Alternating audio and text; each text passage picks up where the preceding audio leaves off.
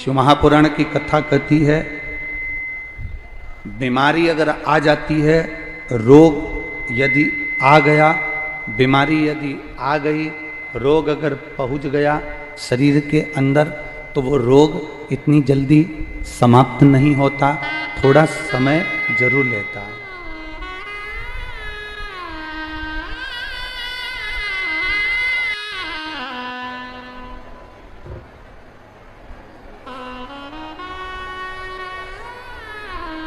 अगर रोग शरीर के अंदर आ गया, रोग अगर शरीर के अंदर पहुंच गया, तो उस रोग को समाप्त होने में, उस रोग को कम होने में थोड़ा समय जरूर लगता।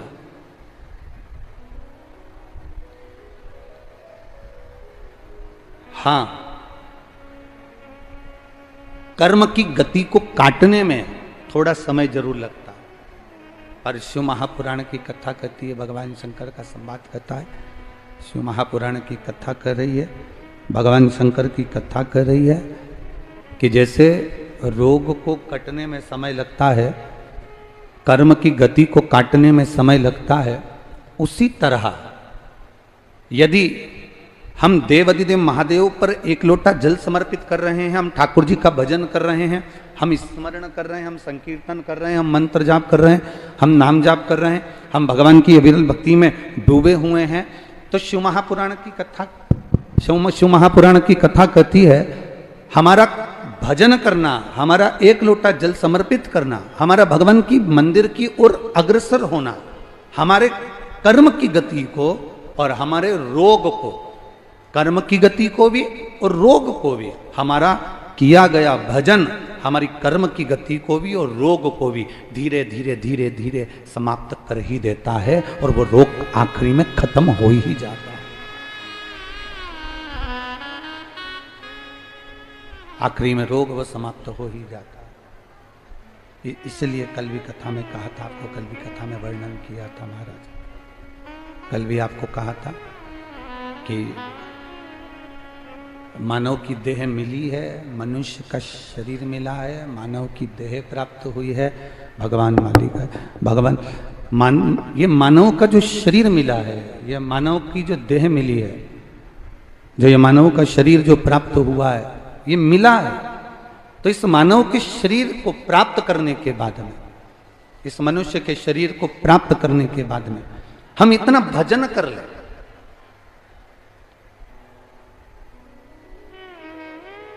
हम भगवान की अविरल भक्ति को प्राप्त कर ले, जिस भक्ति के बल पर हमारा दुख, हमारा कष्ट, हमारा रोग, हमारी तकलीफें, ये सब धीरे धीरे धीरे धीरे समाप्त होती चली जाए। इसीलिए कल कहा था, मत बुरे कर्म कर बंदे वरना पछताएगा, भगवान की आंखों से तू बच नहीं पाएगा, तू बच नहीं पाएगा। अरे ओ अज्ञानी मत करना, तेरे कर्म का फल भी तू ही पाएगा, जैसा किया तूने तेरे आगे आएगा। मत बुरे कर्म कर वरना पछताएगा, भगवान की आंखों से तू बच नहीं पाएगा, तू बच नहीं पाएगा। कथा कर रही है, शिव महापुराण वर्णन कर रही है, भगवान शंकर का संवाद कर रहा, शिव कथा कह रही है। कर्म की गति को काटना है, रोग को भी काटना है, दुख को भी काटना है, तो भगवान देवाधिदेव महादेव के मंदिर में, भगवान शिव के मंदिर में एक लोटा जल जब आप समर्पित करेंगे, भगवान शंकर के मंदिर में जाना प्रारंभ करेंगे, अपने आप आपका दुख कटना प्रारंभ हो जाए। अपने आप। अब उसमें ना तो सियोर वाला महाराज कुछ करेगा, ना दुनिया का कोई सा महाराज तुम्हारे लिए कुछ करेगा। अपने मन के भ्रम को निकाल दो कि मैं वहां जाऊंगी तो वहां से ये भभूति ले आऊंगी, मैं वहां जाऊंगी तो वहां से बेल ले आऊंगी, मैं वहां जाऊंगी तो वहां से नारियल ले आऊंगी और मेरा दुख कट जाएगा। ना ना, शिव महापुराण की कथा कहती है छींक आती है तो खुद को छींकना पड़ता है, खांसी आती है खुद को खांसना पड़ता है, रोना आता है खुद को रोना पड़ता है, सिर में दर्द होता है दवाई खुद को खाना पड़ती है, पेट में दर्द होता है दवाई खुद को खाना पड़ती है। उसी तरह हमारे जीवन में जो हमारे कर्म का दुख आएगा वो हमको भोगना है। इसलिए भगवान का भजन हम स्वयं करेंगे तो हमारे कर्म की गति का दुख अपने आप कटता चलेगा। अपनी कर्म गति का दुख अपने आप कटेगा, अपनी कर्म गति का दुख अपने आप कटता चले जाए। आप अपने कर्म के अनुसार अपनी कर्म की गति का दुख आप स्वयं अपने भजन के अनुकूल, आप अपने कीर्तन के अनुकूल, भक्ति के अनुकूल मिटा सकते हो। एक बात आपसे पूछें, आप सब उत्तर देंगे ऐसा हमारा विश्वास कहता है। अभी नेट कौन सा जीबी चल रहा है, 5G 4G की 3G की 1G? जम के बोलो जरा। 5G। अब आपसे पूछें कि पूर्व में जो नेट चलता था एकदम, पूर्व में जो नेट चलता था धीरे धीरे धीरे धीरे आदमी थोड़ा बहुत यूज करता था, थोड़ा बहुत चलाया, थोड़ा बहुत देख लिया और आखिरी में वो अपने काम में लग गया, वो अपने कर्म में लग गया, वो अपने कर्म में लगा। नेट स्लो था, मनुष्य फास्ट था। बोलो सही है कि गलत है? अरे जम के तो बोलो जरा। नेट स्लो था, मनुष्य फास्ट था। नेट स्लो है और मनुष्य फास्ट है। अब नेट फास्ट है और मनुष्य स्लो है। थोड़ा बहुत हिल लेता था, चल फिर लेता था, काम कर लेता था, मेहनत कर लेता था और अपनी मेहनत में तत्पर रहता था, अपनी मेहनत में प्रबलता में वो अग्रण्य रहता था। अब धीरे धीरे धीरे धीरे धीरे धीरे वो व्यक्ति जो है, मनुष्य जो है, वो नेट तो फास्ट हो गया पर मनुष्य स्लो हो गया। मम्मी ने कहा जा बाजार से हिला दे, अभी मंगवाता हूं, बस मोबाइल पर कॉल किया और सामान आ गया। वो हिलना पसंद नहीं करा।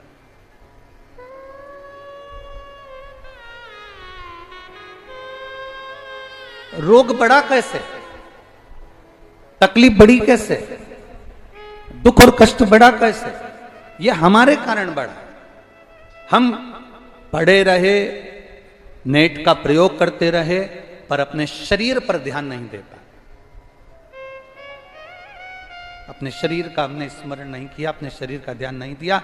और कल कथा में कहा था शरीर और समय ये दोनों अगर हम भगवान के चरणों में ले जाकर छोड़ देते हैं, शरीर और समय हम ये दोनों भगवान को अगर दे देते हैं तो ये निश्चित है कि भगवान इस शरीर को और इस समय को दोनों को संभाल लेता है। जैसे बलराम जी ने जाकर कह दिया कृष्ण भगवान से, भगवान कृष्ण से बलराम जी ने जाकर बलराम जी ने भगवान कृष्ण से जाकर कह दिया कि कन्हैया, ए कन्हैया, ये मैंने बल का पूरा प्रयोग करा है कृष्ण, और बल का प्रयोग करा, इसके बाद भी ये कंस मर नहीं रहा।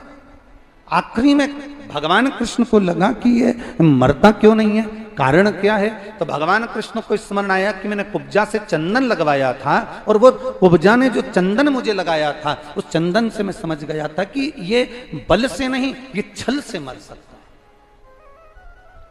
ये बल से नहीं मरेगा, ये छल से मरेगा। और भगवान कृष्ण ने बलराम जी से कह दिया अब आप चिंता मत करो और स्वयं देवाधिदेव महादेव का आराधना भगवान कृष्ण ने करी। स्वयं भगवान कृष्ण ने महादेव की आराधना करी। प्रश्न किया गया था जैसे राम जी रामेश्वर की स्थापना करे तब लंका पर चढ़ाई करी तब रावण मारा, क्या कंस को मारने से पहले भगवान शंकर का ध्यान, भगवान शंकर की पूजन, भगवान शंकर का स्मरण क्या भगवान कृष्ण ने किया था? क्यों नहीं करा? भगवान कृष्ण ने उसी समय पर देख लिया कि ये बल से नहीं मरने वाला, तो इसको छल से मारना पड़ेगा, और छल से मारने के लिए मुझे देवाधिदेव महादेव से आज्ञा लेना पड़ेगी। क्यों? क्योंकि देवाधिदेव महादेव अगर आज्ञा करेंगे और शंकर यदि कृपा करेंगे तो ये कंस जरूर मरेगा। और उसी रंगभूमि में, उसी कंस की धरा पर, उसी कंस की भूमि पर, उसी कंस की धरा पर भगवान कृष्ण ने शंकर भगवान का स्मरण किया और शिव जी का स्मरण कर कर भगवान शंकर को याद किया, तो मेरे देवाधिदेव महादेव रंगेश्वर महादेव के नाम से प्रकट होकर सम्मुख में आ गए। बोल रंगेश्वर महादेव की। आप में से कितने लोग हैं जो रंगेश्वर महादेव के दर्शन कर रहे हैं? जरा हाथ उठाओ। सभी लोग करे हो? जाना चाहिए। जब व्यक्ति हार जाए, जब व्यक्ति को लगे कि मेरा कोर्ट कचहरी का काम नहीं हो रहा, जब व्यक्ति को लगे कि मेरी हार होती चली जा रही है, जब व्यक्ति को लगे कि मेरे जीवन में कोई तरक्की की सीढ़ी मेरे सम्मुख में नहीं है, जब व्यक्ति को लगे कि सारी दुनिया ने मुझे ठोकर मारकर छोड़ दिया, जब व्यक्ति को लगे कि दुनिया के लोगों ने मुझे ताना मारकर छोड़ दिया, लोगों ने मुझे ठोकर मार दी, ताना मार दिया और मुझे छोड़ दिया, जब व्यक्ति को लगे कि अब मेरा कोई नहीं है, उस समय पर एक बार यमुना जी का जल भरकर रंगेश्वर महादेव को चढ़ा कराना और दिल से कह कराना, बाबा उसको स्वीकार करता है। याद किया भगवान ने, याद कर रहे हैं भगवान कृष्ण ने स्मरण किया।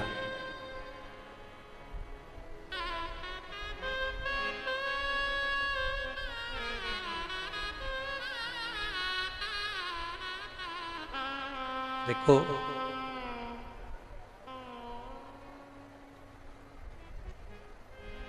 ब्रज के कुछ महादेव का मंदिर, ब्रज के अंदर कुछ देवाधिदेव महादेव के मंदिर, भगवान शिव का मंदिर ऐसे हैं जिस मंदिर के अंदर भी अगर हम नहीं पहुंचे, मंदिर के दरवाजे तक भी हम नहीं पहुंचे, तो हम केवल उसको हृदय से स्मरण कर लेते हैं, तो महादेव हमारे ऊपर कृपा जरूर बरसा देते हैं। ऐसे मंदिर भी इस ब्रज धरा पर विराजमान।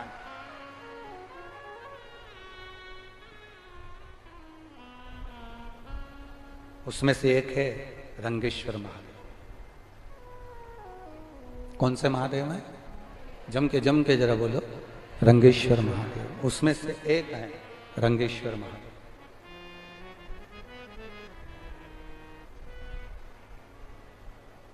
हम तो यहां तक लोगों से कहते हैं, आप लोगों ने अगर पूर्व में कथा सुनी हो तो हमने कई बार कथाओं के माध्यम से वर्णन किया, यदि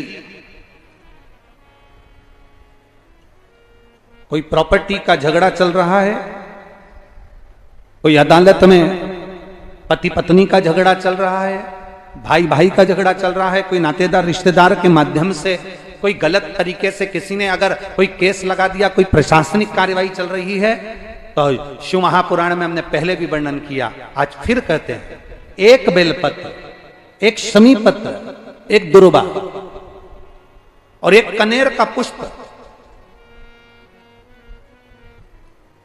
मुख से बोलिए, एक बेलपत्र, एक शमी पत्र, एक दुर्वा, एक कनेर का पुष्प और एक अक्षत आखा, इनको रखकर रंगेश्वर महादेव, कुंदकेश्वर महादेव और चंपेश्वर महादेव, इन तीनों का स्मरण कर कर जब हम बेलपत्री के पेड़ के नीचे मट्टी का ढेला बनाकर, मट्टी का पार्थिव शिवलिंग बनाकर उसी पर ये समर्पित कर देते हैं और उसी शिवलिंग को दीप दिखाने के बाद में उसी शिवलिंग का विसर्जन कर कर ये चढ़ी हुई बेलपत्र, शमीपत्र, दुर्वा, कनेर का पुष्प, अक्षत का दाना, इसको हम लेकर वापिस सजाएं और कैसा भी प्रशासनिक तकलीफ चल रही हो, लगभग 20 दिन इंतजार करना, 21वें और 22वें दिन बाबा चाहेगा तो निर्णय आपके पक्ष में ही आएगा, ये निश्चित था। रंगेश्वर महादेव विजेता का प्रतीक है।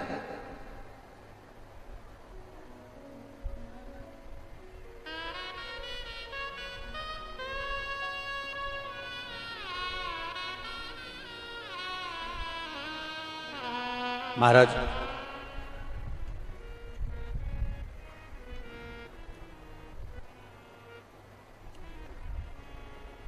कल हमको माननीय कमल जी ने बहुत बहुत साधुवाद देंगे और सौरभ जी को हम धन्यवाद देंगे कि कल ट्रैफिक इतना जाम था, पर जैसे ही कमल जी के पास, सौरभ जी के पास में, सौरभ अग्रवाल जी के पास में और इनके पास, इन्होंने कहा गुरुजी बरसाना चलेंगे, हमने कहा दर्शन हो जाए राधा रानी के, इससे बढ़कर सुख और क्या चाहिए। और हमारे मन में बहुत दिन से था कि बरसाना जाए, राधा रानी का दर्शन करें और वहां ब्रज की धरोहर, ब्रजरज की पूंजी, ब्रजरज की धरोहर और ब्रजरज का सुख श्री संत शिरोमणि श्री विनोद बाबा जी वहां बरसाने में विराजते हैं। तो मन में आया, हमने इनसे कहा जब बरसाना राधा रानी का दर्शन करने जा रहे हैं तो मन है कि वहां पर परम रसिक श्री विनोद बाबा जी रहते हैं, हम एक बार उनका भी दर्शन करना चाहते हैं।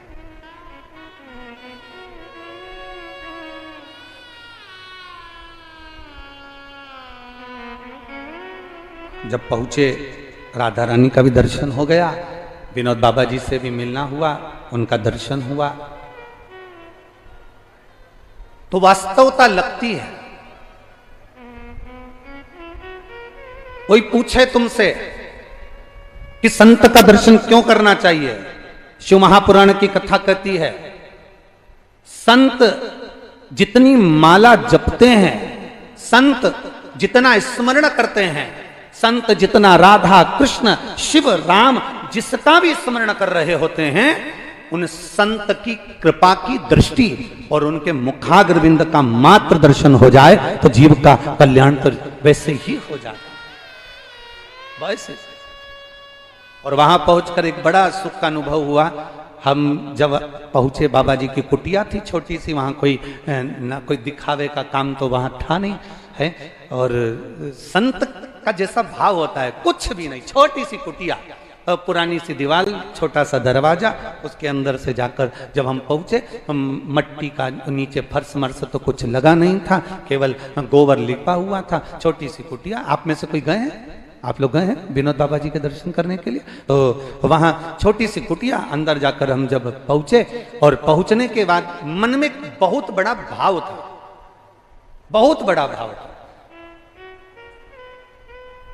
हमने सुना था कि जो बहुत भगवान की भक्ति में डूबे होते हैं, राम कृष्ण की भक्ति में डूबे होते हैं, जो राधा रानी की भक्ति में डूबे होते हैं, जो देवी जी की भक्ति में डूबे होते हैं, जो दत्त की भक्ति में डूबे होते हैं, जो भगवान की अविरल भक्ति में डूबे होते हैं, उनको वो भक्ति शंकर के द्वारा प्राप्त होती है। तो हमारे मन में था एक बार प्रश्न करा जाए बाबा जी से कि आप राधा जपते हैं, आप कृष्ण जपते हैं, राम जपते हैं, क्या कभी आपने शिव भक्ति का भी स्मरण किया है? पर हमें मालूम पड़ा था कि बाबा जी उस समय पर तो मौन रहते थे, उस समय मौन का समय था उनका, और मौन व्रती थे उस समय पर, रात्रि के समय पर उनका मौन व्रत छूटता, तो हमको आना था तो हमारी बात नहीं। पर उनके जो शिष्य हैं, हमने उनसे पूछा कि हमारे मन में एक संशय है, आप उसका उत्तर देंगे? ये सौरभ जी के सामने की बात है, कमल जी के सामने की बात है, आप उसका उत्तर देंगे? उन्होंने कहा बोलिए महाराज जी। हमने कहा ये बताओ कि हमने आज तक जितनी पुराणे पढ़ी, जितने शास्त्र पढ़े, उसमें लिखा है कि राम शिव की भक्ति देते हैं और शिव राम और कृष्ण की भक्ति देते हैं, तो हमें यह मालूम करना है कि बाबा जी राधा कृष्ण की, भगवान राम कृष्ण की भक्ति करते हैं, तो क्या इन्होंने कभी शिव की आराधना करी है? बस इतना सब पूछना है। तो उनके शिष्य हमको विनोद बाबा जी जिस परम पूज्य संत शिरोमणि जिस शिवलिंग का पूजन करते हैं उस शिवलिंग के पास में ले गए और कहा, महाराज जी, बाबा जी आज से नहीं, पूरे ब्रज के वनों में जहां जहां रहे उस वन में उन्होंने जब तक शंकर को एक लोटा जल नहीं चढ़ा लिया तब तक वो कुछ लेते ही नहीं, भगवत भजन में ही लीन रहते। प्रतिदिन का नियम है उनका, एक लोटा जल देवाधिदेव महादेव को समर्पित करना, प्रतिदिन का। और आपको कभी मौका मिले, आप कभी बरसाना जाएं और पूज्य गुरुदेव के कुटिया में जब आप प्रवेश करें तो आप वहां जाकर उनके शिष्य से जरूर एक बार कहना कि जो बाबा जी जिस महादेव को एक लोटा जल चढ़ाते हैं वो महादेव का दर्शन एक बार हमको भी जरूर कराओ। वो महादेव साधारण नहीं हो सकते जो राम और कृष्ण की अविरल भक्ति आपको प्रदान की, सहजता नहीं हो सकती। एक संत का भाव, संत का दर्शन जीवन का एक सुख है, जिनके मुख से दिन रात राम और कृष्ण का नाम निकलता हो, राधे राधे निकलता हो। तो शिव महापुराण की कथा कहती है, लोग कहते हैं गुरुजी ऐसा करने से ऐसा हो जाता है, हम कहते हैं कर कर देखिए, पत्र देखिए बड़ा सुंदर है। अभी हम पत्र ज्यादा पढ़े नहीं हैं,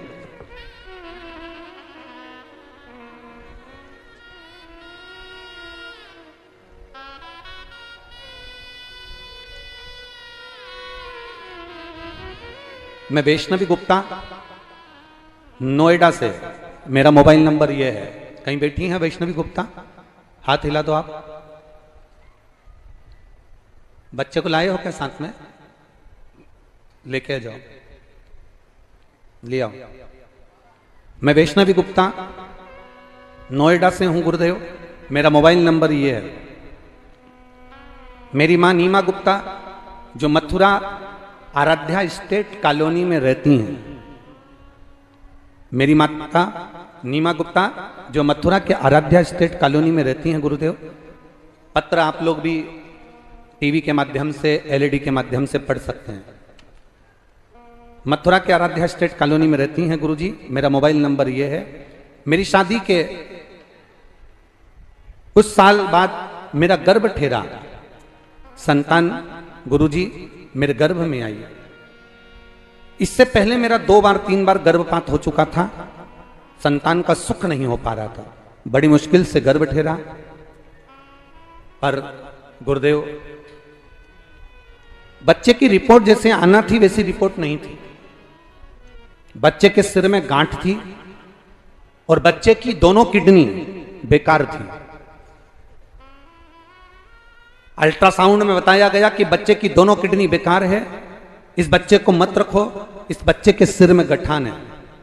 बच्चे का जो लीवर है उस लीवर पर सूजन है, ये बच्चा नॉर्मल नहीं होगा, ये बच्चा मंद बुद्धि होगा और ये बच्चा हाथ पैर से विकलांग रहेगा। हमने जांच करवाई, सारी जगह जितने डॉक्टरों को दिखाया सारे डॉक्टरों ने एक ही बात कही, तब करें क्या? एक तो पहले इतने बच्चे गर्भ से शांत हो गए, आखिरी में भगवान ने दिया तो ऐसा दिया, अब करें क्या? मेरी मां ने कहा तू भगवान शिव पर भरोसा रख, शंकर जी पर एक बेलपत्र चढ़ाना प्रारंभ कर और शिव जी पर चढ़ी हुई बेलपत्र खाना प्रारंभ कर। और बाबा की कृपा से आखिरी के 8 महीने तक, 9 महीने तक भी वही की वही क्रम रहा कि ये बच्चे के सिर में गठान है, इसकी दोनों किडनियां नहीं बेकार हैं और लीवर पर सूजन है। आखिरी में बच्चा गिराने का मन नहीं करा तो हमने बच्चे को जन्म दिया और बच्चे को जन्म दिया। आखिरी तक डॉक्टर कहते रहे कि यह बच्चा बेकार है, पर गुरुदेव शिव शिव है।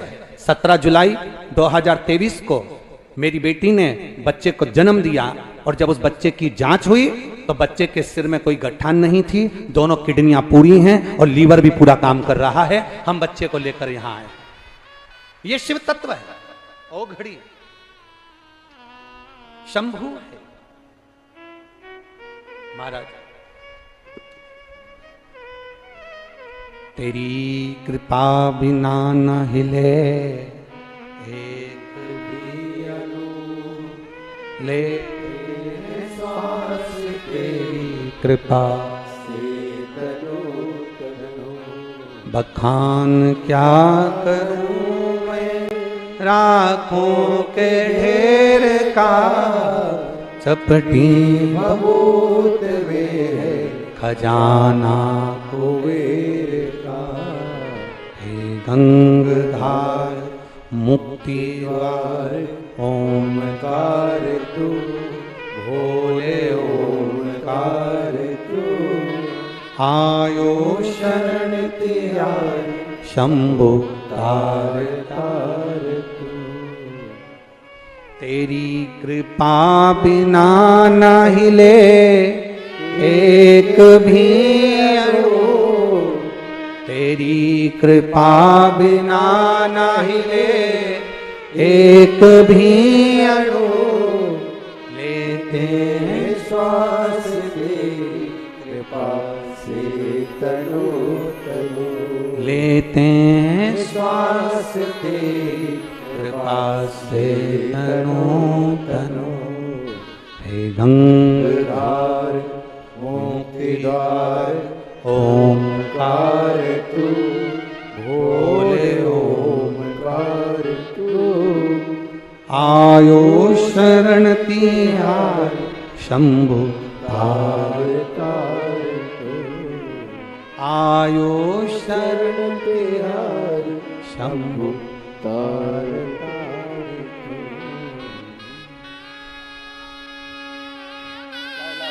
रो नहीं अब लाओ।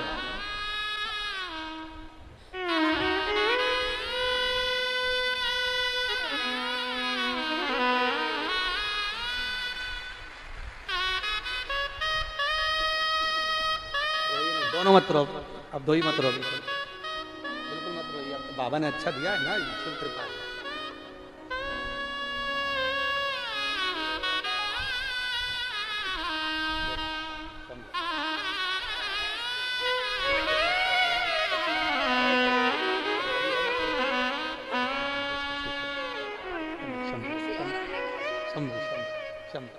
रोइए नहीं, खुश होकर जाओ, बाबा ने दिया आनंद से। बोला हर हर शिव कृपा बिना नहीं।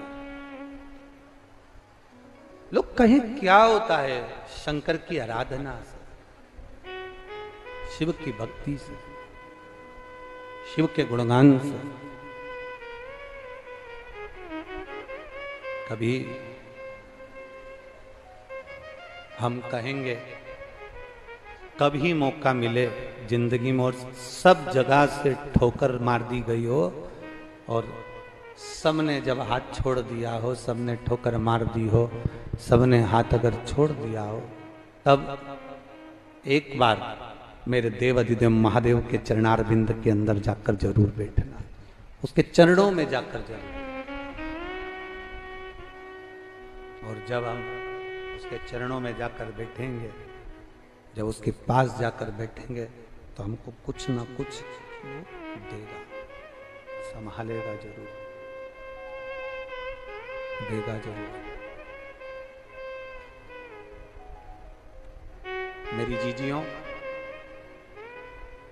और मेरे ब्रज के जीजाओं, आप सब लोग आए जरूर हो, इस कथा के अंदर बैठे हो। सुभाष चंद्र अग्रवाल जी और सौरभ जी अग्रवाल जी इस कथा को करवा जरूर रहे हैं, पर हम तो कहते हैं यजमान यजमान नहीं रहता। जो शिव महापुराण की कथा को करवाता है वो स्वयं शंकर का एक रूप होता है, जो शिव महापुराण की कथा को करवा लेता। मेरी जीजियों, ये मौका तो तुमको अब मिल रहा है अपने दिल की बात महादेव जी से कहने का, भगवान शंकर से कहने का। ये मौका तो तुम्हें मिला है।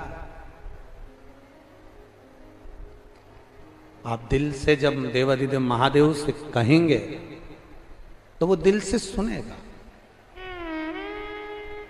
मेरे कृष्ण ने, मेरे ठाकुर जी ने बलराम जी से कहा तुम चिंता मत करो, ये मरेगा कंस और इसको मारूंगा, ये मरेगा।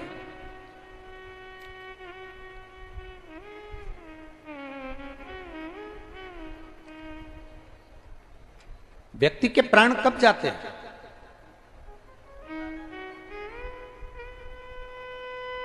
रावण के पास में 9 ग्रह थे, देवता भी थे, बंधी बने हुए थे, सब कुछ था, सोने का महल, सत्ता, वैभव, सब कुछ था। आखिरी में रावण का अहंकार रावण को मार दिया।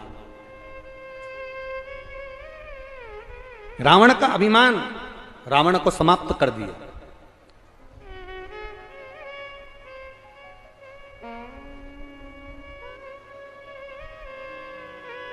पक्षी को पंख बहुत ऊपर तक ले जाते हैं,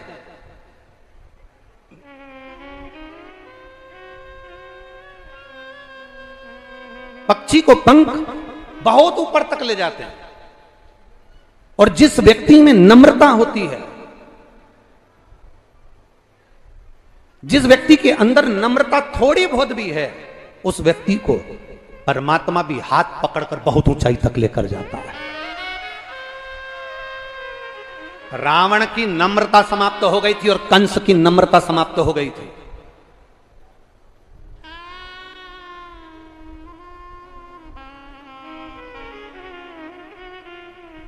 रावण की भी नम्रता समाप्त हो गई थी और कंस की भी नम्रता समाप्त हो गई थी। रावण जब माता सीता के सामने पहुंचा था तो जानकर रावण कहता था कि तू मेरी हो जा और मुझे अपना बना ले। नम्रता समाप्त हुई। मंदोदरी ने समझाया रावण को, मंदोदरी ने रावण को समझाया, तुम मानो। मंदोदरी रावण से कहती है, तुम जानकी जी को पहचान लो, ये कोई साधारण नारी नहीं है, ये देवी है, लक्ष्मी है, राम नारायण है, उनको पहचानो। पर रावण मंदोदरी के ऊपर क्रोध कर दिया, अपनी नम्रता को, अपने व्यवहार को भूल गया रावण, और अपनी ही धर्मपत्नी को अपशब्द रावण ने कहना चालू कर दिया, अपनी धर्मपत्नी को ताना देना चालू कर दिया, अपनी धर्मपत्नी को अपशब्द कहना प्रारंभ कर दिया। शिव महापुराण की कथा कहती है, जब धर्मपत्नी हर जगह पर गलत नहीं कहती, जब कभी धर्मपत्नी भी आपको अगर मार्ग प्रशस्त करे तो यह आपका फर्ज बनता है कि उसकी बातों को सुने, धारण करें।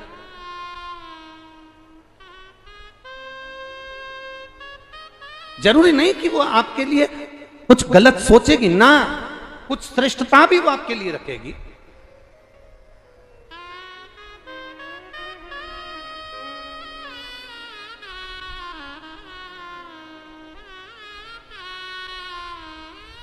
कितना कितना कितना लोग मंच पर बैठते हैं और मंच पर बैठकर कहते हैं नारी का सम्मान करो, नारी का आदर करो, नारी का सत्कार करो। जो कहते हैं हम उनसे भी कहते हैं कि एक बार अपनी चित्तवृत्ति से अपने घर की नारी का भी आदर होना चाहिए, अपने घर की नारी का भी सम्मान होना चाहिए, अपने घर की नारी का भी आदर पूर्ण होना चाहिए। बहुत जरूरी है। नम्रता रावण भूल गया था। जैसे मंदोदरी ने रावण को समझाया था, कुब्जा, जब भगवान कृष्ण ने कुब्जा को पूरा ठीक कर दिया, कुब्जा का शरीर पूरा ठीक कर दिया, कुब्जा पूरी ठीक हो गई, कुब्जा पूरी अच्छी हो गई। जब कुब्जा पूर्ण तरह से ठीक हो गई, तब भगवान कृष्ण ने जब कुब्जा को पूरी तरह से ठीक कर दिया, तब कुब्जा सबसे पहले दौड़कर कंस के महल में गई थी। जब बलराम जी भगवान कृष्ण से कह रहे थे कि यह कंस नहीं मर रहा, बड़ी सुंदर रूप रखी कुब्जा ने, बड़ी सुंदर।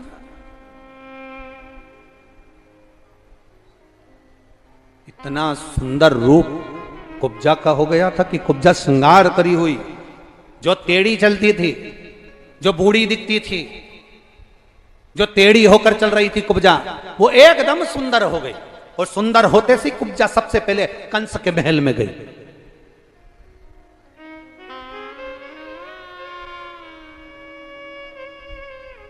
और कुब्जा कंस के महल में पहुंचते से राजा कंस को चिल्लाती हुई जा रही है, महाराज की जय हो, महाराज की जय हो, महाराज की जय हो।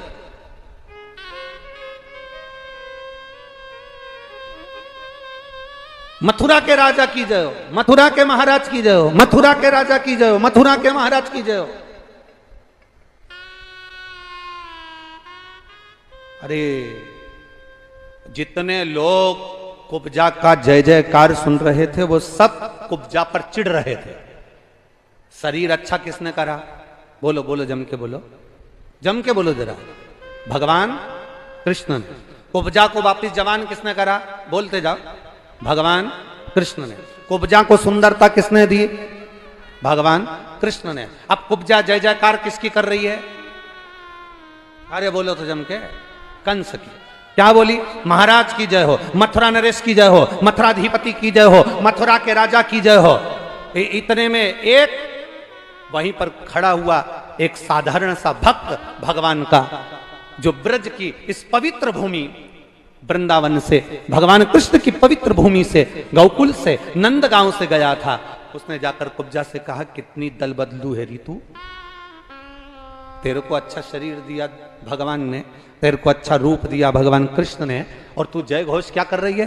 कंस के महल में जाकर क्या कर रही है? मथुरा नरेश की जय हो, मथुरा के राजा की जय हो, मथुरा के महाराजा की जय हो।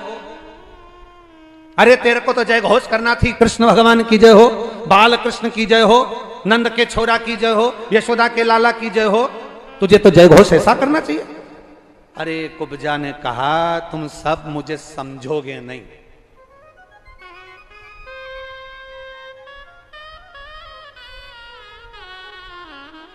तुम सब समझने वाले नहीं हो मुझे। कुब्जा कहने लगी, मैं राजा कंस के महल में राजा का जयकारा नहीं कर रही हूं, कंस का। मैं तो जो नया राजा बनने वाला है जय घोष उसका कर रही हूं। मैं क्या इसका जय घोष करूंगी? चुनाव का समय चल रहा है, झंडा किसी का भी लेकर चलते हैं लोग,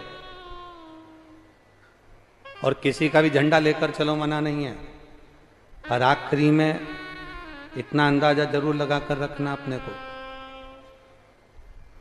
कि सनातन धर्म को ठेस ना पहुंचे, बस इतना अंदाजा अपनी बुद्धि में और अपने चित्त में लगाकर चलना।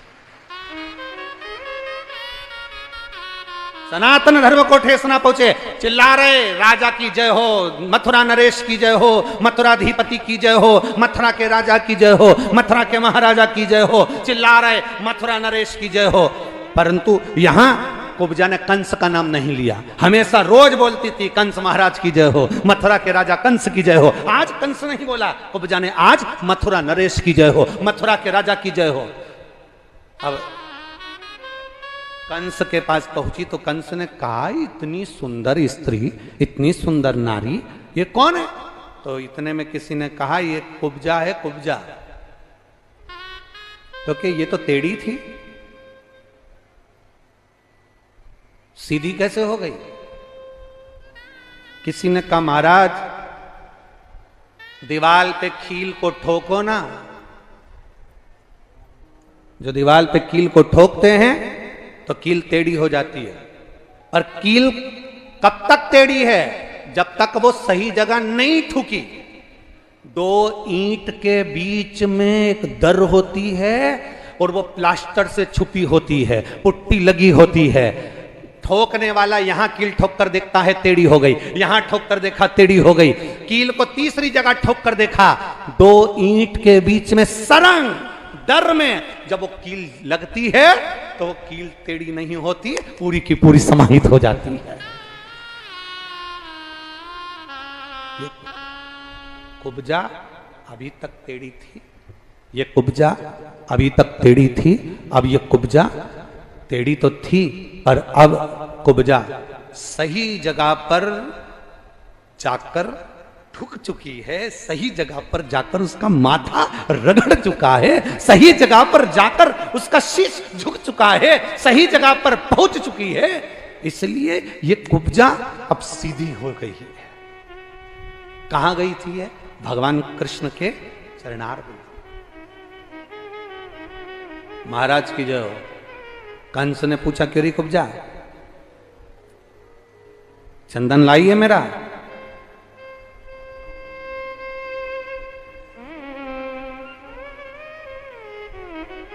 चंदन लाइए। जब व्यक्ति ज्यादा सुंदर हो जाता है तो हो सकता है वो अपना काम बंद कर दे जब धन आ जाए तो।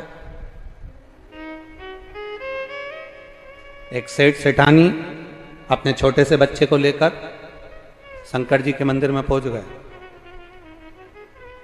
सेठ जी की उम्र थी 80 साल की, सेठानी की उम्र थी 75 साल की। छोटा सा पोता था, उसको लेकर पहुंच गए मंदिर में। तांबे का लोटा रखा था, सेठ जी ने पानी का लोटा उठाया। इतने में सेठानी बोली पहले जल में चढ़ाऊंगी। सेठानी ने लोटा खींच लिया। पोता बोला जल में चढ़ाऊंगा, उसने लोटा खींच लिया।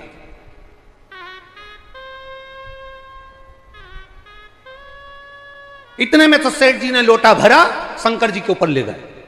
सेठानी दौड़कर पहुंची, लोटे को पकड़ा, छोड़ो तुम, पहले जल में चढ़ाऊंगा।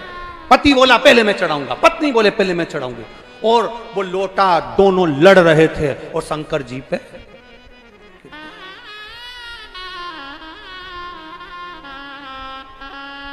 पार्वती मैया शंकर जी के चरणों की सेवा कर रही थी। उन्होंने सोचा आज चतुर्थी का व्रत है, भगवान के मुख का दर्शन कर लो।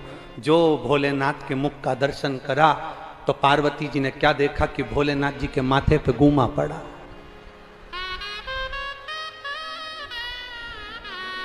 पार्वती जी ने शिव जी से पूछा, बाबा प्रभु ये क्या है? शंकर भगवान बोले सारी समस्या का हल एक लोटा जल है। एक लोटा जल है। अरे प्रभु आपके सिर पर चोट? हां, क्या हुआ? एक पति पत्नी आपस में झगड़ा कर लिए, लोटा मेरे ऊपर गिर गया। इतने में पार्वती जी बोली 1 मिनट की देरी मत करो, पहले उस भक्त के घर जाओ और उसको वर देकर आओ। शंकर जी ने पूछा उसने मेरा सिर फोड़ दिया और तू कह रही है कि उनको आशीर्वाद देकर आओ? हां, जल्दी जाओ आशीर्वाद दे के आओ। शंकर जी ने पूछा क्यों? बड़ा विचित्र भक्त है, वो तो अच्छा हुआ धीरे से फोड़ा, इसलिए वो ज्यादा तेज फोड़ दे, उससे पहले चले जाओ। मंदिर में ही सेठ सेठानी थे। शंकर जी शिवलिंग में से प्रकट हो गए। मांग तुझे क्या चाहिए? इतने में छोटे से पोते ने पूछा दादी कौन है ये? दादी बोली शंकर जी हैं। पति ने पूछा कौन है ये? शंकर जी हैं। अच्छा मांग तुझे क्या चाहिए?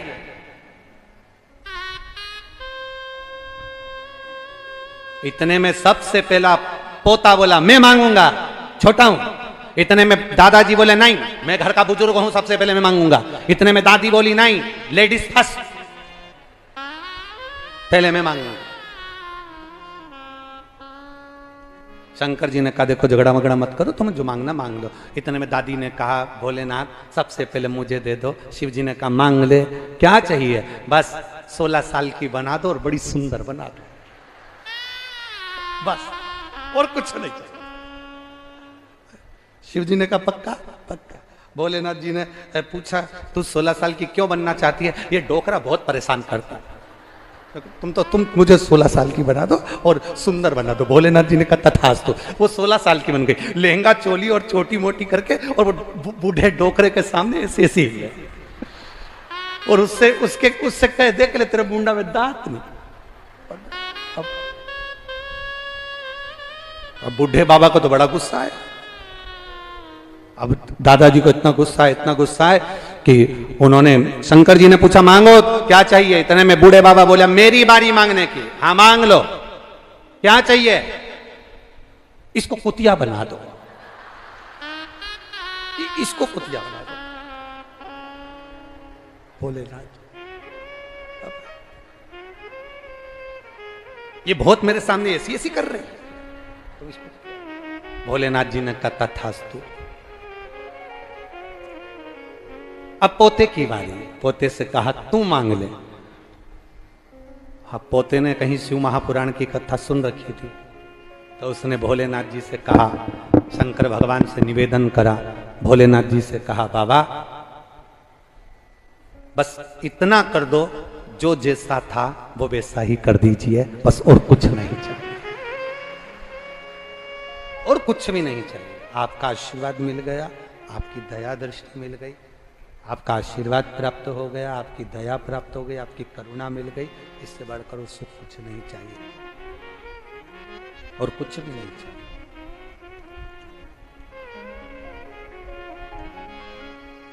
अब कुब्जा को लगा कि कंस को लगा कि बड़ी सुंदर हो गई है, बड़ी सुंदर दिख रही है, बड़ी सुंदर है, ये क्या चंदन लगाएगी।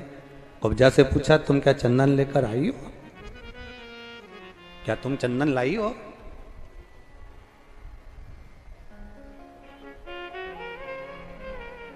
क्या तुम चंदन लाई हो। कुब्जा ने झूठ नहीं कहा, आज कुब्जा ने सत्य कह दिया, चंदन तो लाई हूं, पर जो मैंने कृष्ण के मस्तक पर लगाया था वो चंदन तेरे लिए लेकर आए। कंस को क्रोध आ गया, अपनी नम्रता भूल गया कंस, अपनी नम्रता समाप्त कर दी कंस ने। कंस नम्रता भूल गया, और कंस जैसी नम्रता भूला, हाथ में जो कुब्जा के हाथ में जो पात्र रखा था चंदन का, हाथ में जो पात्र रखा था चंदन का,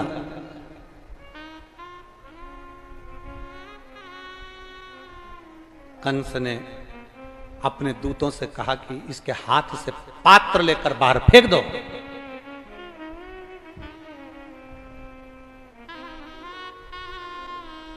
पात्र उठाकर बाहर फेंका गया। कुब्जा को अपशब्द कहकर, ताना देकर, गालियां देकर, आड़ा टेढ़ा कहकर कंस ने कुब्जा को भगा दिया।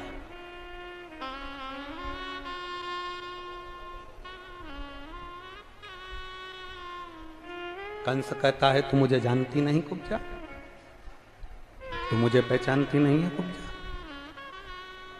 ये रंग महल मेरा, राज्य मेरा, नगर मेरा, राजपाट मेरा, तो मुझे जानती नहीं है।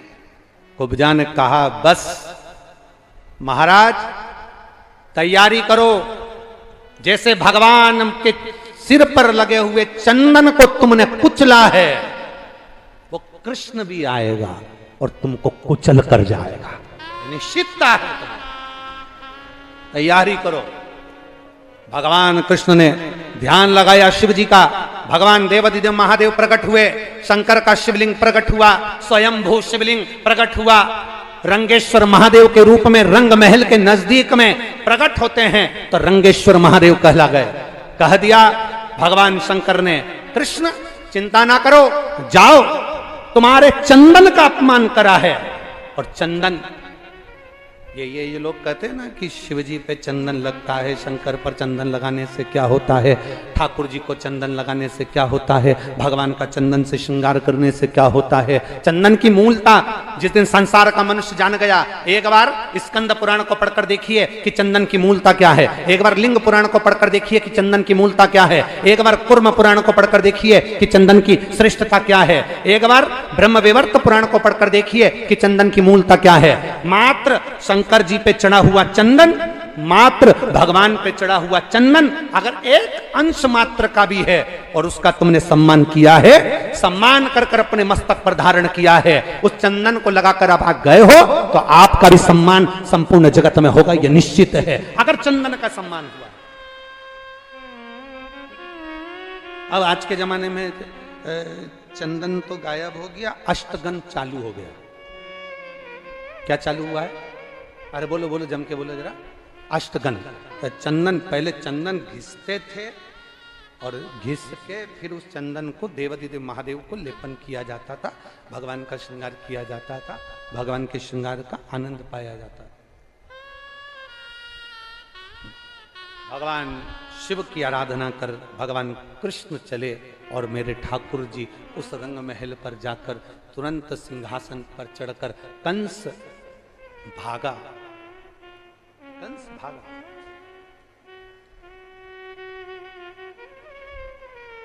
कब तक भागे?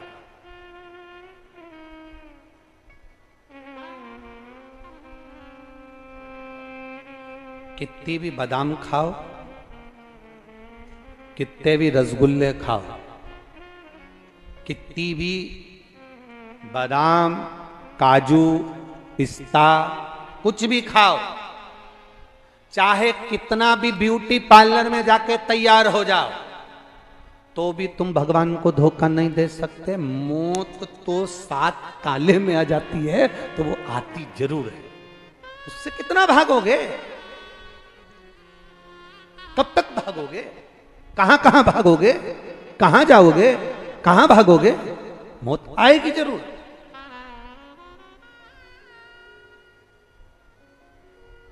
बस इतना याद रखना कि मृत्यु तो सबकी आना है, मौत सबकी आना है, प्राण सबके जाना है, अंत समय सबका आना है, सबके प्राण जाएंगे, सबकी मृत्यु होगी।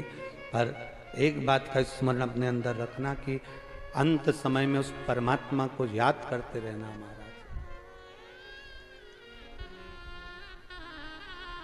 अंत समय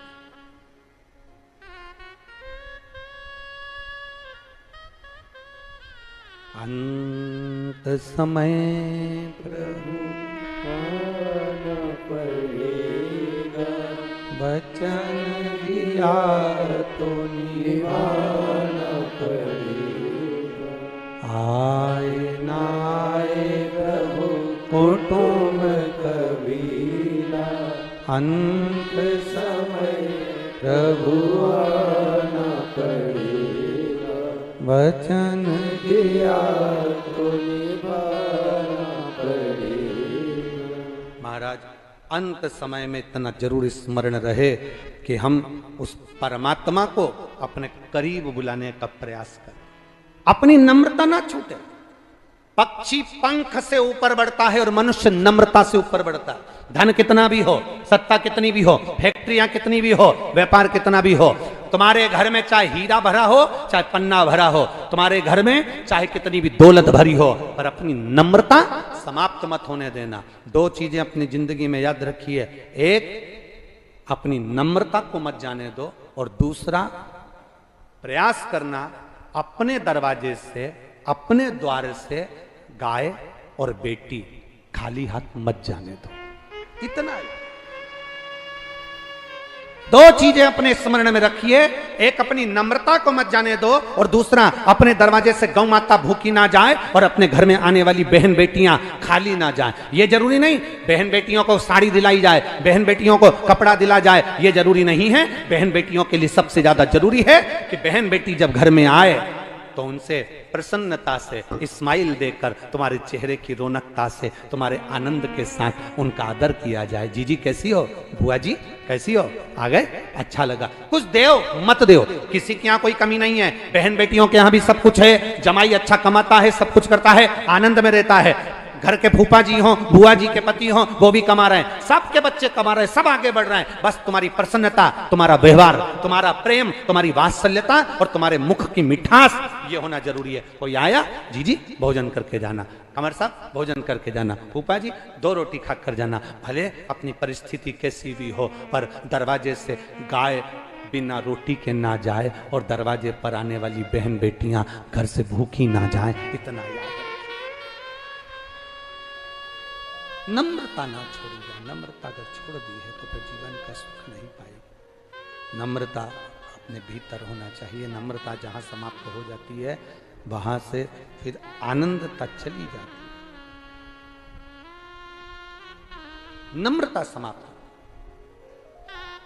ये हमें चाहिए कि हमें क्या रखना है, हमें क्या कहना है, हमें क्या प्रदान करना है।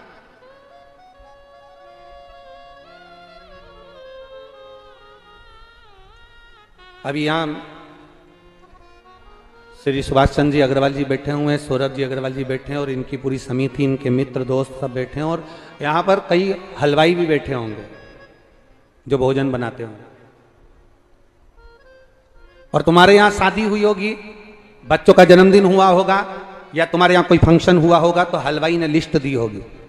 बोलो, अरे बोलो तो जम के, दी कि नहीं दी? हलवाई की लिस्ट आप लोगों ने पढ़ी कभी कि नहीं पढ़ी? अरे बोलो तो जम के बोलो, हाथ उठाकर बोलो जरा, पढ़ी ना? पढ़ी है ना? हलवाई की लिस्ट में टेंट का सामान लिखा होता है, हलवाई की लिस्ट में गैस की टंकी लिखी होती है, हलवाई की लिस्ट में बट्टे, जो भट्टा है, भट्टा और बर्तन सब लिखा होता है।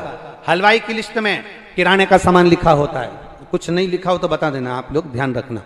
किराने का सामान लिखा होता है। हलवाई की लिस्ट में डेयरी का सामान, दूध, दही, शहद, घी, जो भी लिखना है वो सब लिखा होता है। हलवाई की लिस्ट में सारा किराना, सारा दाल, चावल, बर्तन, भांडे सब लिखा रहता है। टेंट का सामान, गैस का सामान, भट्टी का सामान, नारियल भी लिखा होगा, अगरबत्ती भी लिखी होगी। उस हलवाई की लिस्ट में सारा सामान लिखा होता है, पर हलवाई की लिस्ट में तुलसी का दल नहीं लिखा होता है। लिखा होता है क्या? जम के तो बोलो जरा। नहीं लिखा होता। हलवाई की लिस्ट में सारा सामान मिलेगा, पर हलवाई की लिस्ट में कहीं नहीं लिखा होगा कि भोजन में डालने के लिए तुलसी का दल चाहिए। यह हलवाई की लिस्ट में नहीं लिखा होता। यह तुलसी का दल हमें याद रखना पड़ता है कि मेरे यहाँ पर शादी है, मेरे यहाँ कार्यक्रम है, मेरे यहाँ फंक्शन है, मुझे तुलसी का दल भोजन में डालना है। बोलो सही है कि गलत है? हलवाई की लिस्ट में सारा सामान लिखा होता है, पर तुलसी का दल नहीं लिखा होता। तुलसी का दल हमें याद रखना पड़ता है। उसी तरह संसार की लिस्ट में, परिवार की लिस्ट में परमात्मा का नाम नहीं लिखा होता, पर उसे हमें याद करना पड़ता है कि वो भी है। हम उसे याद करते रहे।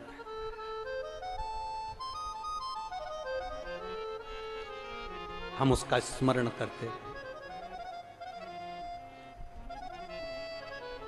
हम जब जाएं तो वो उस परमात्मा के नाम की लिस्ट हमारे पास में होना चाहिए, परमात्मा की भक्ति की लिस्ट हो।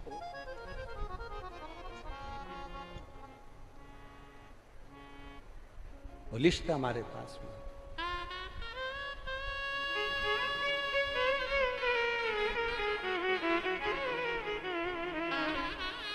महाराज, आपके पास में क्या है पता नहीं, उनके पास में क्या है पता नहीं, और उसके पास में है। उसके स्मरण।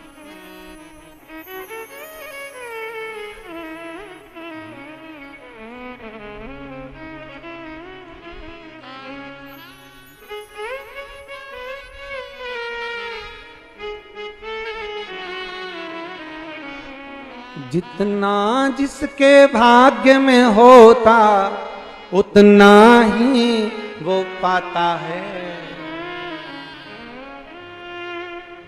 मेरे बाबा के दरबार में सबका खाता है। शिव लहरी के दरबार में सबका खाता है। डमरू वाले के दरबार में सबका खाता है। डमरू वाले के दरबार में सबका खाता है।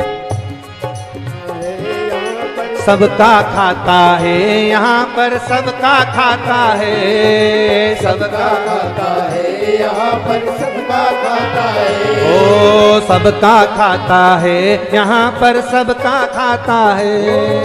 सबका खाता है, यहाँ पर सबका खाता है। मेरे भोले के दरबार में सबका खाता है। मेरे भोले के दरबार में सबका खाता है। शिव लहरी के दरबार में सबका खाता है। शिव लहरी के दरबार में सबका खाता है। जितना जिसके भाग्य में होता हो,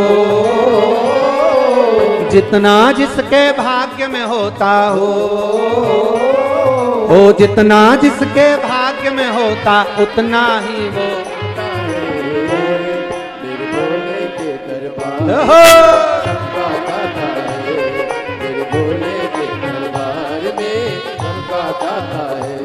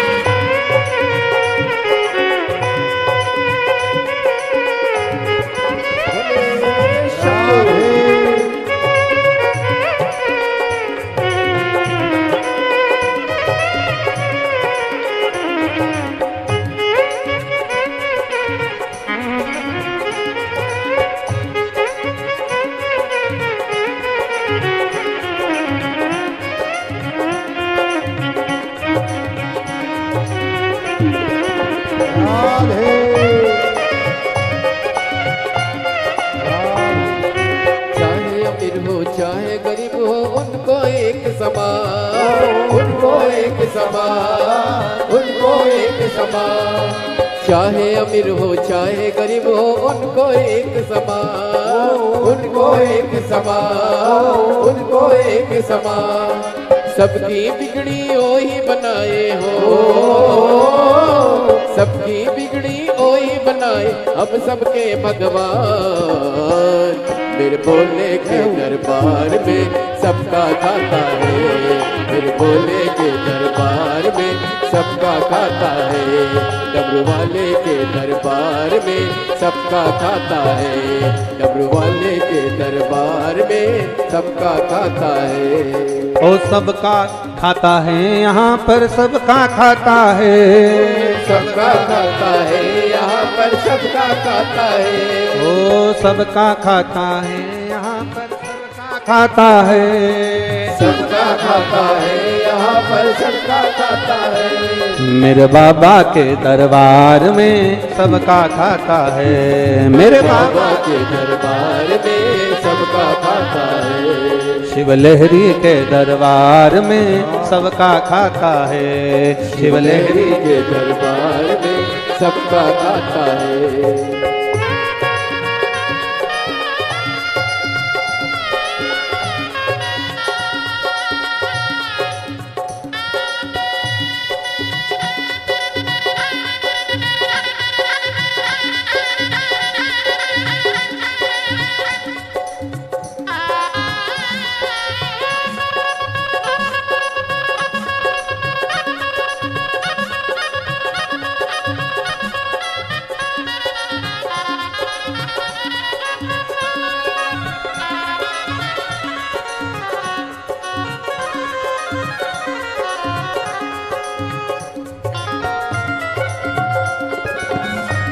राधे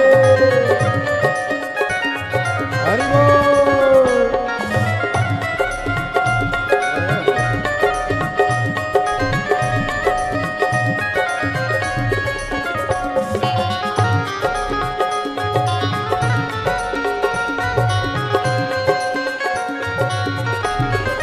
जय हो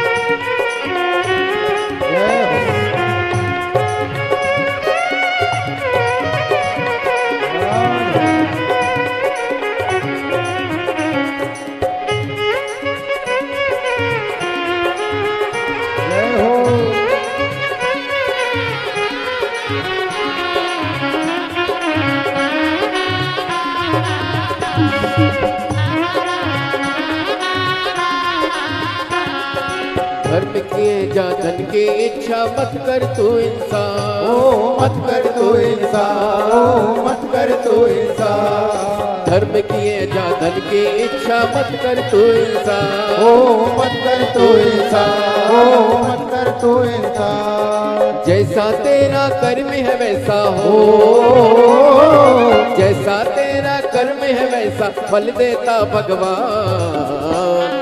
मेरे भोले के दरबार में सबका खाता है, मेरे भोले के दरबार में सबका खाता है। शिव लहरी के दरबार में सबका खाता है, शिव लहरी के दरबार में सबका खाता है।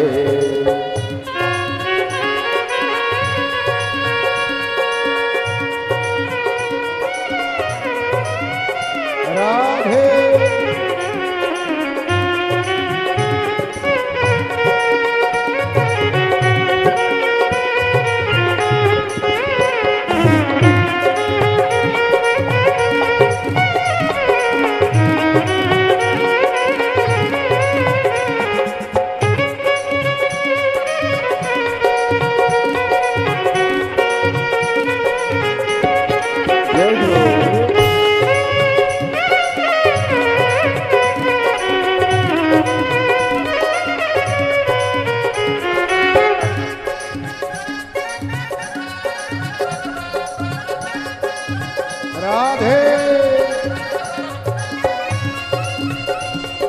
बोल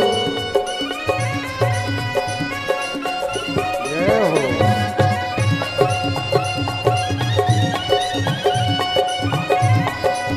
हरि बोल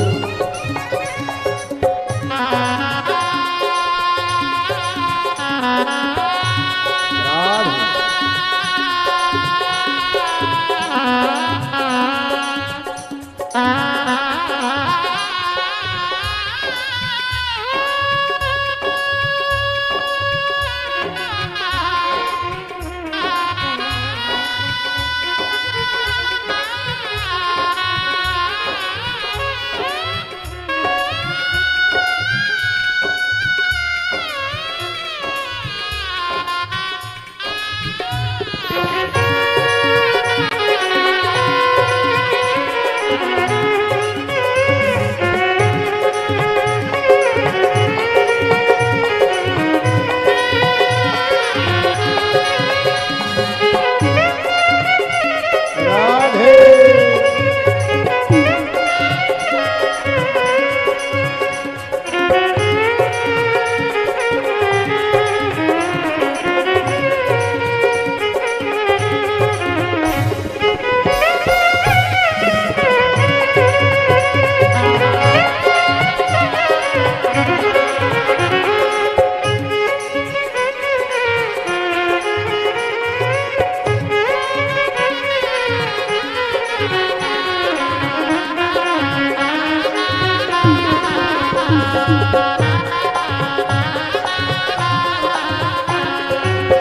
समझ ले मानो तू है 2 दिन का मेहमान। ओ 2 दिन का मेहमान, ओ 2 दिन का मेहमान। देख समझ ले मानो तू है 2 दिन का मेहमान। ओ 2 दिन का मेहमान, ओ 2 दिन का मेहमान। कितने आकर चले गए हैं हो, कितने आकर चले गए कोई जाने को तैयार। मेरे भोले के दरबार में सबका खाता है, मेरे भोले के दरबार में सबका खाता है। ओ सबका खाता है यहाँ पर सबका खाता है, सबका खाता है यहाँ पर सबका खाता है। ओ सबका खाता है यहाँ पर सबका खाता है, सबका खाता है यहाँ पर सबका खाता है। मेरे बाबा के दरबार में सबका खाता है। शिव लहरी के दरबार में सबका खाता है, शिव लहरी के दरबार में सबका खाता है, शिव लहरी के दरबार में सबका खाता है। भोले बाबा के दरबार में सबका खाता है, भोले बाबा के दरबार में सबका खाता है। डमरू वाले के दरबार में सबका खाता है, डमरू वाले के दरबार में सबका खाता है। हार हार महादेव है। अपने स्थान पर बैठकर भगवान देवादिदेव महादेव से अपने मन की बात भगवान शिव से भाव से देवादिदेव महादेव से अपने हृदय की बात कहिए। जिसको जहां जगह मिले वहां बैठकर बोलो, पर बोलो बैठ कर। एक बार खड़े रहकर बाबा से प्रार्थना ना करो। हाँ, अगर पानी गिरता कीचड़ होता तो हम कह देते कि खड़े होकर आप प्रार्थना कर लो, पर यहां तो ब्रज की रज है, दरी या कालीन की भी जरूरत नहीं आपको बैठने के लिए। रज में बैठ जाओ, जहां जगह मिल जाए वहां। ब्रज की रज में तो कहीं पर भी बैठकर प्रार्थना कर सकते, भाव से, दिल से। जितने कार्यकर्ता खड़े हैं वो भी 2 क्षण बैठकर प्रार्थना करो। बार बार ये कथा कोसी में नहीं होने वाली। वो तो श्री सुभाष चंद्र जी अग्रवाल जी, सौरभ जी अग्रवाल जी आपके भाग्य जगह हैं, पूर्वजों की कृपा हुई है, उनका आशीर्वाद मिला है, तो ये पवित्र कथा यहाँ हो रही है। ये पवित्र कथा यहाँ हो रही है। आप दिल से जहां जगह मिले वहां बैठकर भाव से बाबा से प्रार्थना करें। सब साथ में बोले, भाव से पुकारते हुए बोले। श्री शिवाय नमस्तुभ्यं। श्री शिवाय नमस्तुभ्यं। श्री शिवाय नमस्तुभ्यं। श्री शिवाय नमस्तुभ्यं। श्री शिवाय नमस्तुभ्यं। भोला सब दुख काटो हारा, ओ भोला सब दुख काटो हारा। शिव शंकर जप तेरी माला, भोले बाबा जप तेरी माला। भोला सब दुख काटो हारा, ओ भोला सब दुख काटो हारा। वेश मंगल मंगलकारी, वेश मंगल मंगलकारी। शमशान वासी हमारा, शमशान वासी हमारा। ओ भोला सब दुख काटो हारा, ओ भोला सब दुख काटो हारा। शिव कथा कर रही है, भगवान शंकर का संवाद कर रहा है। शिव महापुराण की कथा वर्णन कर रही, भगवान शंकर का संवाद कर रहा है।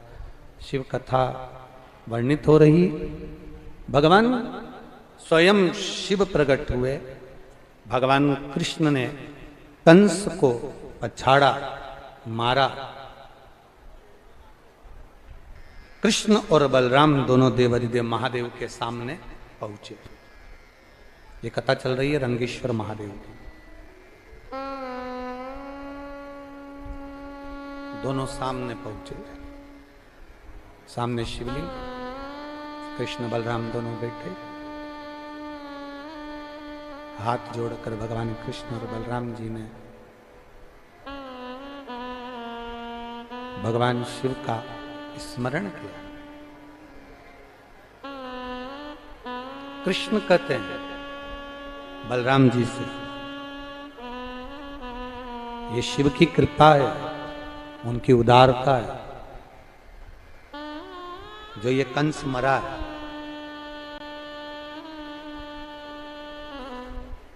कभी भी अपने जीवन काल में ये मत कहना कि जैसे कोई व्यक्ति कह देता है वो तो मैंने करा, ना ना। जैसे कल सौरभ जी और सुभाष जी कह रहे थे इतना अच्छा आयोजन चल रहा है, बाबा की कृपा है। उनके मुख से एक बार भी ये नहीं निकला कि गुरुजी हम करा रहे हैं या ये करा रहे हैं या वो करना, ना। उनके मुख से एक ही बात निकला, जी तो बाबा करा रहा है, बांके बिहारी करा रहा है, भोलेनाथ करा रहे हैं, तो ये कथा हो रही है। हम क्यों अपने ऊपर? ये भगवान कृष्ण ने कहा स्वयं बलराम जी से कि ये कंस जो मरा है, आपने पूरा बल लगा लिया, मैंने पूरा छल लगा लिया, पर ये कंस इसके कर्म से मरा, इसके कर्म से मरा। और ये शिव कृपा है। ये सामने जो शिवलिंग प्रकट हुआ है, ये मेरे देवादिदेव महादेव जो प्रकटे हैं, ये साधारण नहीं है।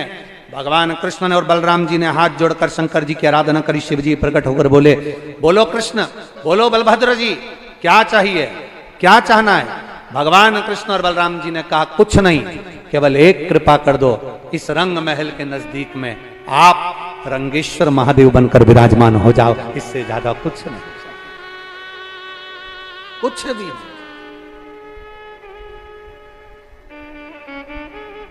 बोल रंगेश्वर महादेव की, आप विराजमान हो जाओ। कहते हैं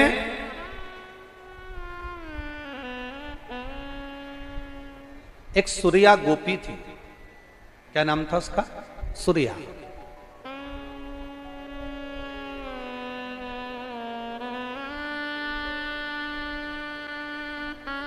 महाराज पिता चले गए उसके, और उसके पिता जाने के बाद में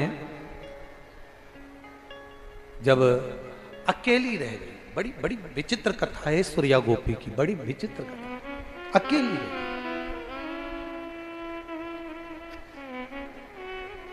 सूर्या के पिता गए, उसका पति गया, वो अकेली रह, अकेली, कोई भी नहीं उसका।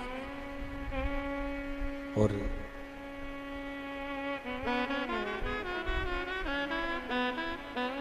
एक बार सूर्या ने विचार करा कि मैं अकेली हूं और